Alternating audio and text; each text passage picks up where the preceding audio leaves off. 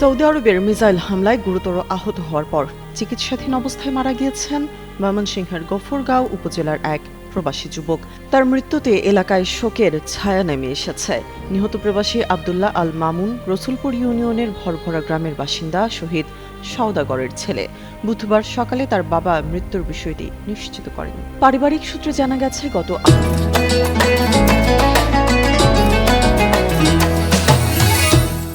8 March ইফতারের পূর্ব মুহূর্তে Saudi আরবের আল খারিজ শহরে একটি শ্রমিক ক্যাম্পে মিসাইল বিস্ফোরণের ঘটনা ঘটে।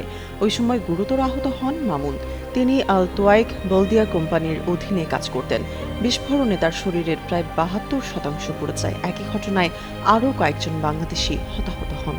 আহত অবস্থায় মামুনকে দ্রুত স্থানীয় ডাক্তার সোলাইমান আল হাবিব হাসপাতালে ভর্তি করা হয়। সেখানে লাইফ সাপোর্টে থাকার পর মঙ্গলবার স্থানীয় সময় রাত 11:30টার দিকে চিকিৎসকরা তাকে মৃত ঘোষণা করেন। নিহতের স্বজনদের ভাষ্য অনুযায়ী মামুন এক সন্তানের জনক ছিলেন। তার অকাল মৃত্যুতে পরিবারে নেমে এসেছে গভীর শোক।